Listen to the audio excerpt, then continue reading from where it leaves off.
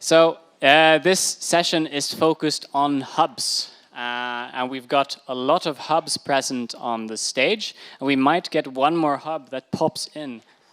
The hub is here. Welcome up on stage. So my name is Ludwig Sonesson. I work for the city of Malmö. And we are MCR 2030 hub, Making Cities Resilient 2030 hub within the UNDRR's initiative. So we're a hub. And we're joined by other hubs, and you will introduce yourself shortly.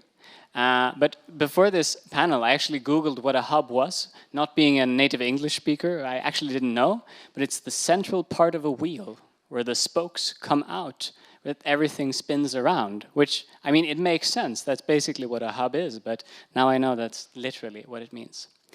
Okay, so we're gonna start here. Who are you? And what is your hub about? You have 1 minute. Daniel. Hi, I'm in charge of Clever Cities in Quito.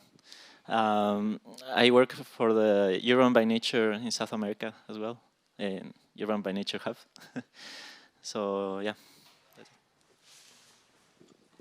And shortly, what is the Urban by Nature Hub about? Yes, hello everyone, Nicolas Salmon from Yes Innovation. We're also based in Quito. So Urban by Nature Latin America is a cooperation from Clever Cities, actually, a cooperation between the city of Quito, ourselves in Yes Innovation, ICLEI South America and ICLEI World Secretariat, to share good practices, to share knowledge about what are NBS, what they can be used for, how they can be applied in the region, what are the good practices, what are the experimentations going on. Well, share the practices and understand what could be replicated in other places. So it was mainly a forum of discussions to share the words from Europe towards South America, but also very much between South American partners. Exciting. And Leonard, you have another microphone there. Who are you and what is your hub? I'm Leonard Sandin. I'm working for the Norwegian Institute for Nature Research, NINA. I'm actually Swedish, quite important, not Norwegian. I'm representing the Nordic Hub. So the Nordic Hub has a bit of a different background than most other hubs because the Nordic Council of Ministers funded a program on nature-based solutions, 3.5 million euros. Out of that program came the hub when Network Nature asked us if we wanted to start a Nordic Hub. So it's a top-down hub. Most other hubs, I think, are bottom-up, but this is a top-down hub. We got the money, we had the program, and we saw an opportunity and a possibility to start a hub. One more thing, most other hubs are regional or national. The Nordic Hub includes 8 countries, so Sweden, Norway, Denmark, Finland, Iceland, Greenland, the Faroe Islands, and something called Åland, which most people don't know about, which is a Swedish-speaking area between Sweden and Finland. So this means I am part of 2 hubs. Yes.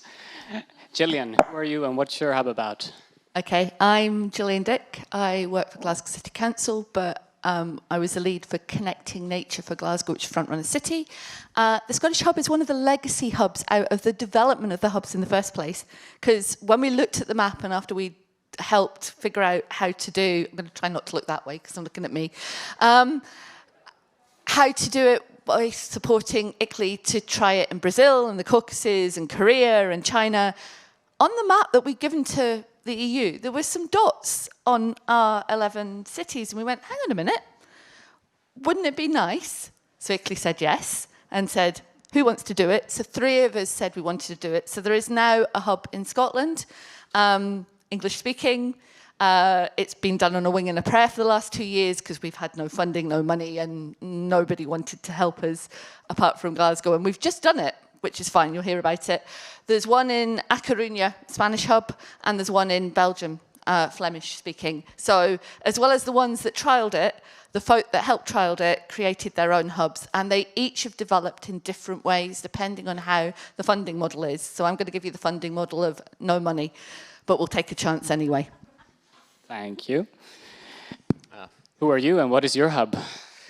Hi everyone, I'm Eugenio Morello. I'm from Politecnico di Milano, but here I'm representing the Italian hub, the National Italian Hub, on behalf of CNR, who is the National Research Council of Italy, who is the coordinator and the founder, the main founder of this hub, which was just launched in May 23.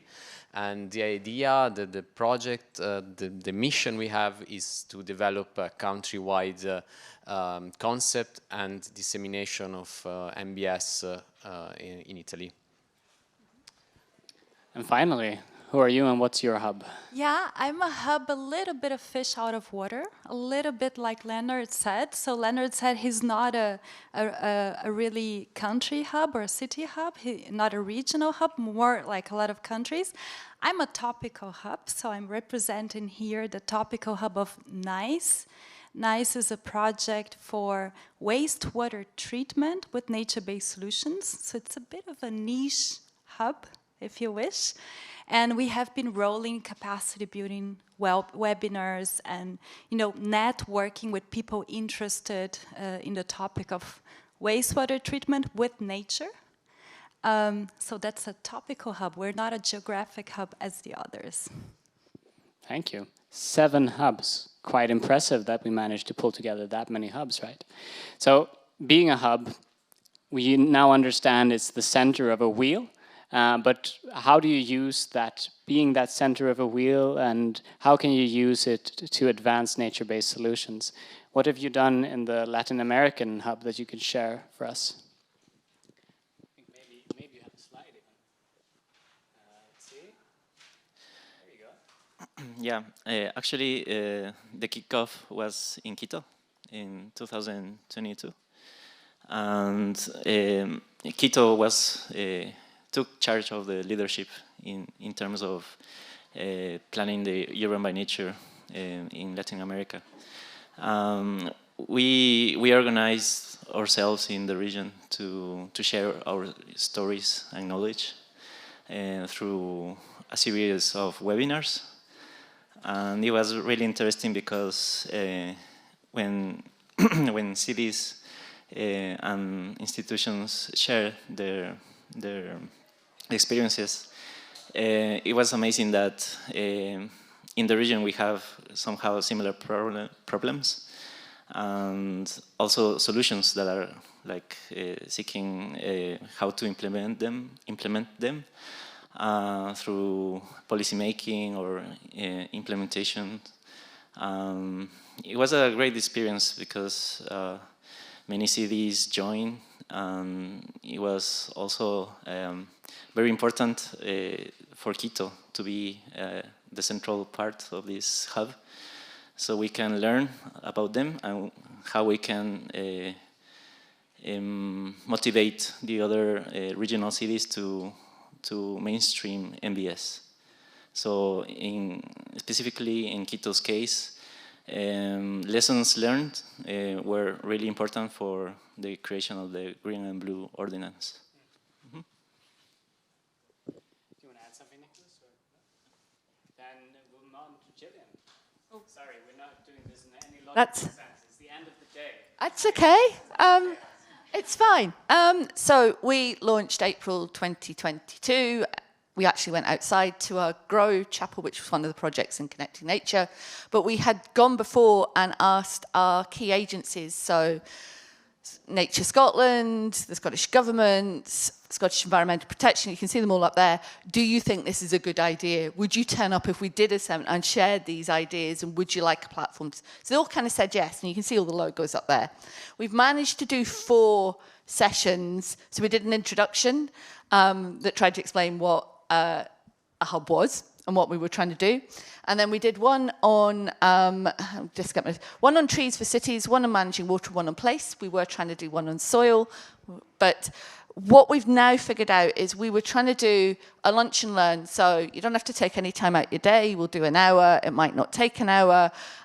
We do that because some of the folk that live in Scotland are nearer to Stavanger than they are Edinburgh. If you're up in the Shetland Isles, they're probably nearer Faroe, and you might want to steal them. They might want to steal. Orkney's just declared that it might want to be Norwegian, but that's another debate altogether, and I'm not joking there. But what we were doing was 3 10-minute talks and then a moderated conversation picking up all the kind of questions that might be coming in. We've got an average of 60 to 70 people online. They are not necessarily in Scotland. They can be anywhere, and we have had people anywhere, and it's recorded. We are moving, we're going to keep the online kind of thing. We're maybe going to try and do something where we have a drop-in, but we're going to start trying to ask questions. So we're going to do a wee bit of asking people, what questions do you want answers with? And we were talking to Italy about, can we get the hubs starting to talk to each other? Because we're all sharing the same subjects, and we might get more of a kind of debate if we reached out to the Spanish hub or the Belgian hub or the Norwegian and said, right, what subjects are you looking at? What are we looking at? And how can we share? Which is kind of how the hub started in the first place. And if you connect several hubs, it's almost like a locomotive. Yeah. Well, you've got spokes going out as well, and we're all going in the same direction. We're all trying to do the same thing.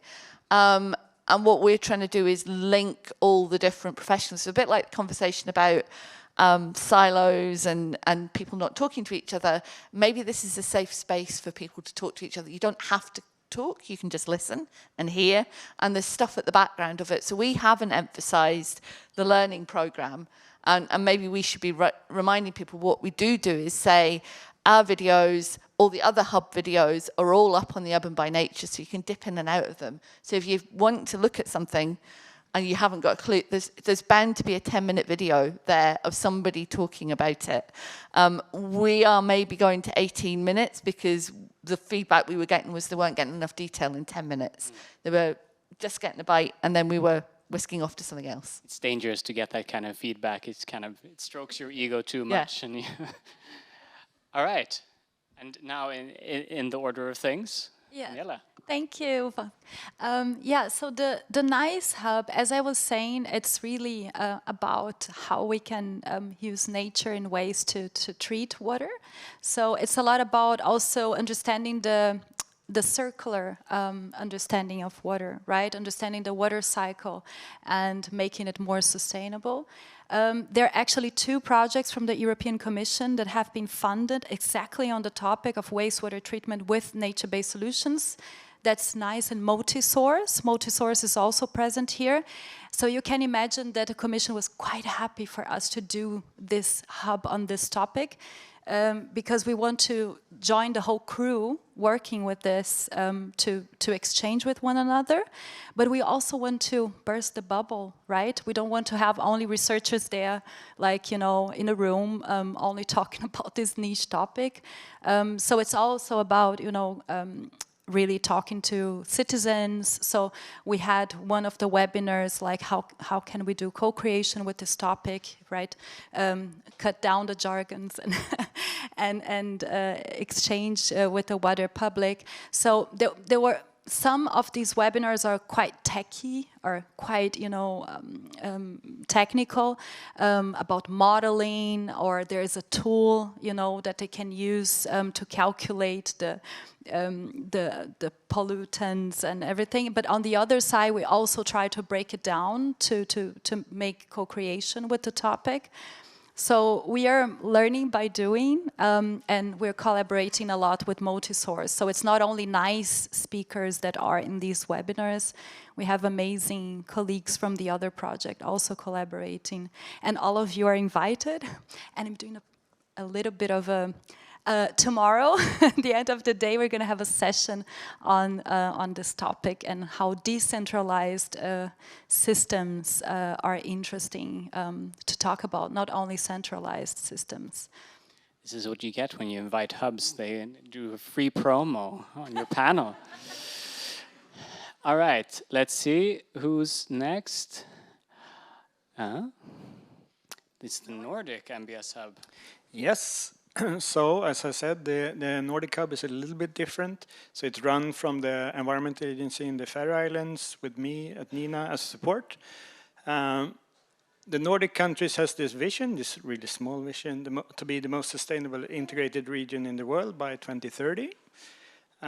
And part of the solution from that, from the sort of political level, was to start this program, Nature-Based Solutions. It's a 4-year program, 5 projects, 3.5 million euros. The report you see here is the first that came out of the program, which is a synthesis and mapping of nature-based solutions in the Nordic, both from the policy side, research, implementation, and so on. And as you hear, the whole hub is sort of building on the program. So the program came first, and then we got the opportunity to apply to become a Network Nature hub. We thought that was a great idea and took on that. So the middle picture is from the startup, which was October 2022, so it's about almost exactly a year ago. Anyone can sign up for the hubs.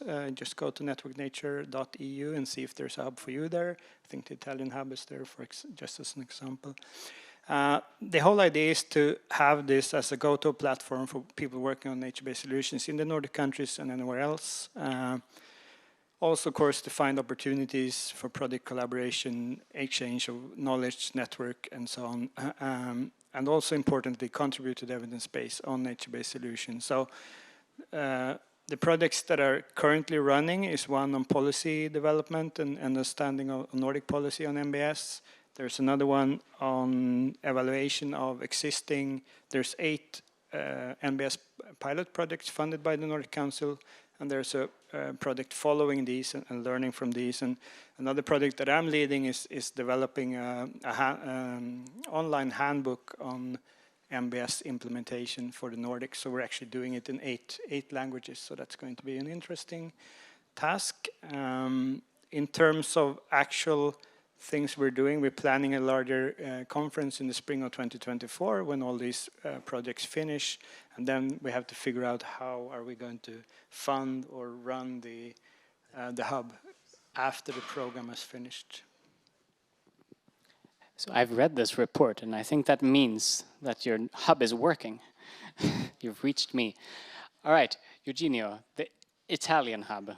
Okay, well, beside being a hub, so like disseminating or trying to be a connection between Europe and local places and territories. What is peculiar about Italy? We identify 2 main challenges. One is biodiversity. Because Italy is a hotspot of biodiversity, of course. I just read some numbers. We have more than 130 ecosystems, 60,000 animal species, 10,000 vascular plants, 7.5% of the world marine biodiversity, and so on. So it's a very diverse also type of environment, from the Alps to the deserts in southern Italy. So. And biodiversity and NBS, it's a very important relationship. So what can NBS do in order to protect and enhance biodiversity, but also how, in a sense, how biodiversity can be a value to be incorporated in the design of NBS. So how can we design NBS for by enhancing biodiversity? That's one important let's say topic. The second one is, for now, we are the only hub in the Mediterranean region, and the Mediterranean is really affected by climate change. So we are facing relevant hazards, climate hazards, like, of course, extreme temperature and drought, and on the other side also heavy precipitation and flooding events. And that's going to be important, how to include NBS in this climate adaptation discourse, of course. I would stop with that for this round. Thank you. So 7 different hubs. And a hub is only as good as how it's organized. The whole thing is about organizing and pulling people together. So from the work you've been doing in your hubs, do you have any kind of recommendations? I recently got my hub, so I'm taking all the recommendations I can have. How do you bring people together? Anyone who want to start and share something?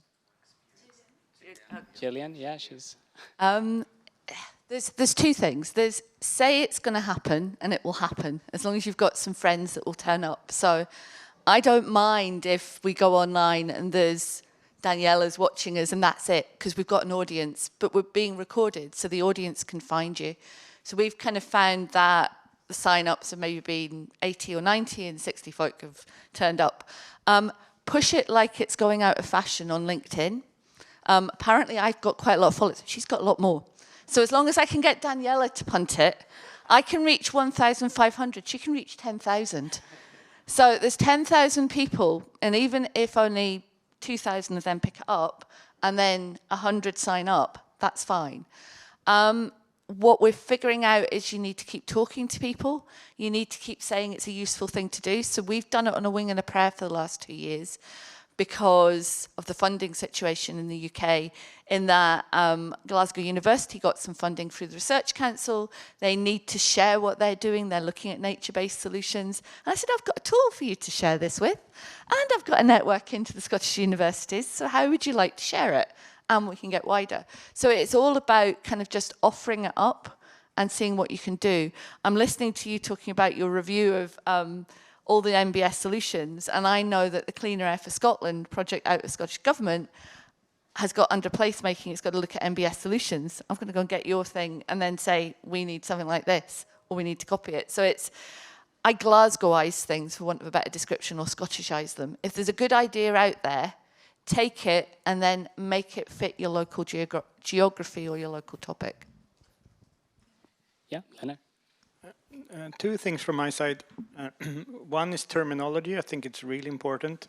In this project, the first one we had, the synthesis and mapping projects, we had 5 countries and 5 different kinds of institutions, let's say. It took us a year to figure out what we meant by nature-based solutions, which means that also for other people, it is sort of in that sense, sort of a tricky term. We went to Iceland and presented what we've been doing, and the Council of Reykjavik, they've been doing this for a long time. They listened, and then they said, yeah, nature-based solutions sounds interesting.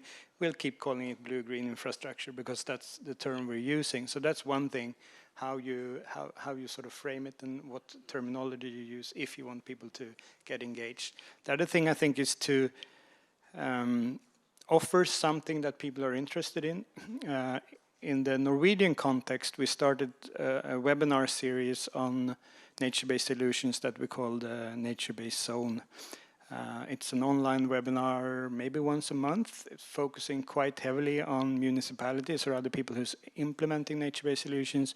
We're really trying to find topics that they're interested in, and we have 100, 150, 200 people signing up or listening afterwards. So it's really taking on. But it has to be something that they need, that fits with their agenda, and they should take the time to listen to it or get on board in some way, because if you're working in a municipality or something like that, you're really often really busy. You'll know that. So you won't go to anything just because. No, it has to be spicy. It has to be something that you need. Yeah, one tip from our experience in Quito was that we started with a physical event, and we invited 10 cities from Chile to Colombia, a diversity, big and small, so that they can first share their expectancies, their project, their issues and challenges. And this group of 10 cities were also a kind of background for all the webinars we did. And the same happened with Clever Cities. So there was this big Clever Cities thing happening in Europe. A lot of knowledge arriving from the project. So we are also inviting people from Clever Cities to give their testimony and share. So try to mix the local point of view, the, let's say, external point of view, and it was quite a rich mix, actually. Can I say something about this mix? Because I think that's really a bit of the secret. We always try to do that in the webinars as well. Like maybe you have an expert really knowing about the technical point of view of that nature-based solutions, but then you have somebody from the administration of a city who is, telling their day-to-day challenges and, doing the reality check that Gillian always did with me, 5 years of connecting nature. And then we might also invite somebody from the community, you know. So I think it's very important to do this mix and honor the different kinds of knowledge, you know, the technical knowledge, the tacit knowledge, the administrative knowledge, the planning knowledge, because we need all of them for NBS. Yeah, in Italy, as I said, the hub was just launched and was it's nowadays composed by 19 founders, which are research centers, universities, and municipalities on the basis of their involvement in European projects related to MBS.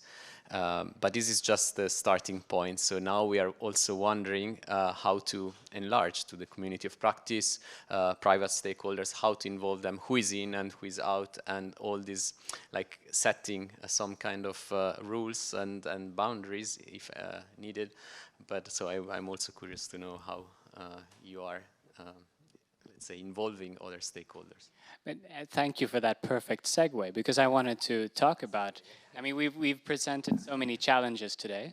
Yeah. So the hubs, all these hubs we have and all the hubs that are not here, how do we use them to advance nature-based solutions? What can we do to help each other? What can institutions in the room do to help the hubs help each other?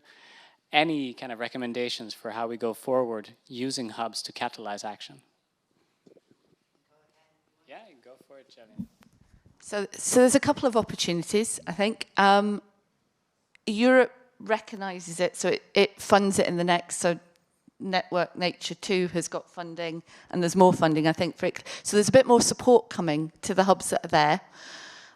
And we need to start talking to each other and working together so that we can share the knowledge and actually do that bit of peer-to-peer of, okay, we need an expert from Italy to talk about flooding in or talk about trees in Scotland, and we'll bring somebody from Scotland and we'll bring somebody local.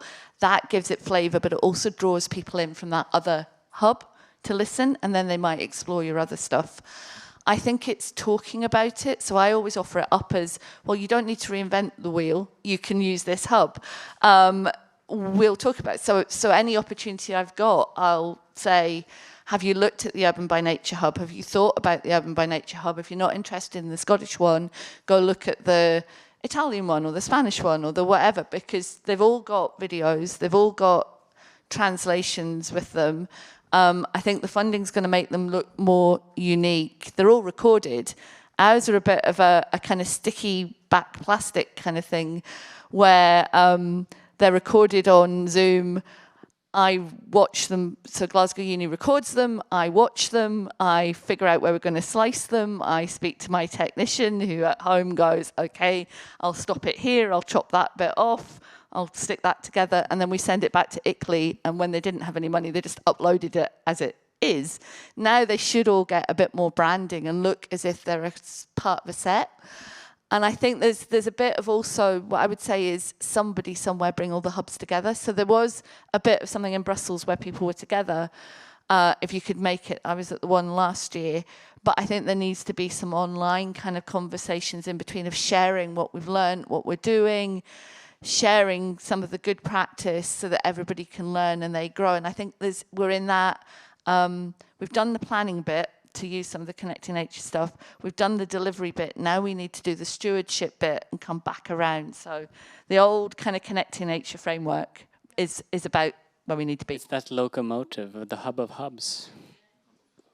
Yeah, and that's, I mean, I'm thinking Network Nature here, because Network Nature is the, let's say, the mother project of all of these projects, right? Because they they don't produce anything themselves, they produce a bit of something, but they want to, you know, be a place to show everything that is coming out of these projects. So everything, all the projects of Clever Cities, they should be going, you know, to this Network Nature website, and a big part of Network Nature Plus, which is now the phase, the new generation of Network Nature that's going to start now in October, is the hubs. And the hubs landscape now should, oh my God, I'm afraid to say the number, but I think it's 20, Shreya, or? It's a huge number of hubs. They want to create new ones. So know that you hubs here, you're going to have a lot of little brothers and sisters all over Europe, you know, creating their own hubs. And I think the local language is important as well. I noticed that a lot with the Brazilian hub, the Latin American hub, you know, it's different when you talk in your own language. I'm also different in Portuguese than I am in English. So of course, I think the local language, as you were saying, Leonard, you know, some people you will only reach them in their language. And I'm not talking only about the language, but also how you get rid of the jargons. As you said, I completely understand that Iceland didn't want to stick with nature-based solutions and they wanted to, you know, stick with their green, blue infrastructure. I mean, it's fine. We have to respect these, you know, cultural decisions. Yeah. Great. You want to? A short thing from our perspective, it wasn't difficult to start a hub. You just needed a few people and an idea. Okay, we had some money behind us, but I think even without the money, Jona and I had the same idea. We talked to Anne Brun, and then we realized we were going in the same direction, just joined forces and came up with sort of a simple plan for how to do this, how to implement it, and just started. So I think the hurdle is quite small if you want to start a hub. I think just do it. But yeah, we definitely need more hubs, and especially in Latin America. I mean, you guys in Europe, you are maybe a bit overwhelmed by information and experiences because there are many projects and cities are very active. It's not really the case in Latin America. Things are happening, but still it's a little compared to what we need to see happening in the cities in Latin America. So now the Urban by Nature Hub is over from Clever Cities. There is another one through the Interlace project that is called Cities Talk Nature happening now. But yeah, we really need this sharing of experience. I had a slide, maybe you saying that, yeah, when we started Clever Cities 5 years ago, I mean, we started from scratch in Quito, and NBS was super new, totally unknown. And now in Latin America, we have like 6 or 7 projects associating various cities and various countries. So it's much better, but still it's not sufficient compared to the size of the region. And you can see what happens in Ecuador now. It's a small country, and since the last 3 years, we are asking to make plans, strategies, and from the last years, they ask us to implement things at small scales and then larger scales and so on. So those are some pictures of other projects that were born because people heard about NBS, and NBS slowly were written in the strategic plans from the banks financing most of the projects in Latin America, and then by the cities and so on. And I'm pretty sure that hubs and the dialogues and the knowledge and sharing the practice and people seeing that the neighborhood city is trying something, trying to implement rain gardens, is influencing a lot the practice. So yeah, we need more hubs, and I hope we will have. Yeah, just to complement what Nicolas said, I think I agree with all of you to continue the work through hubs. I think it must be a constant effort to keep updating all data, all knowledge that is being gathered through the regions, and in this way we are going to have stronger hubs in the future. Probably not only knowledge from cities, but specific institutions like academy. As mentioned in the other presentation, the last presentation, indigenous knowledge as well, that is really important in our region, and is like knowledge of nature-based solutions already being implanted through all the region. So constant effort is great, and also this will help us to train people to have a better knowledge about what to expect about MBS, what are their benefits, and how they can contribute through co-participation, co-designing processes. Yeah.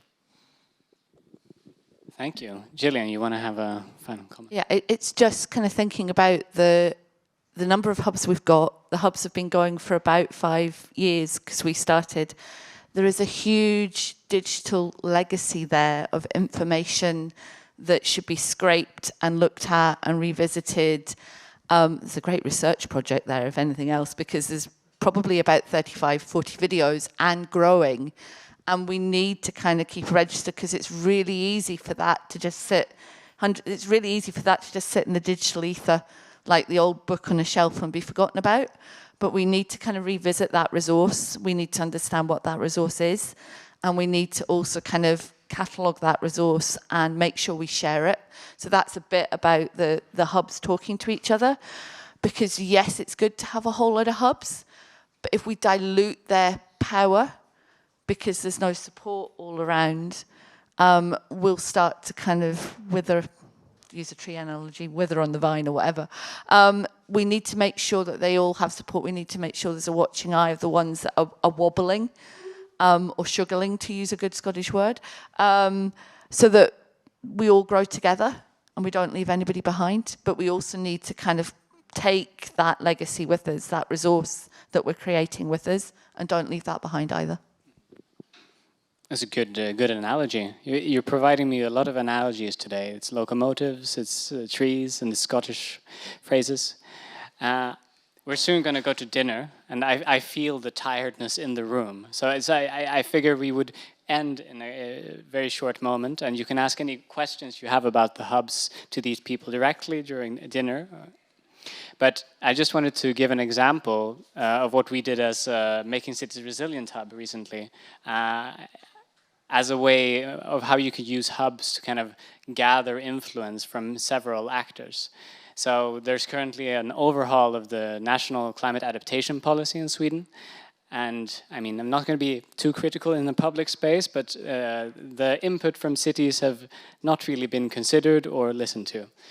So we gathered a bunch of municipalities within this network that the hub gathers, and invited the national government to come speak to us.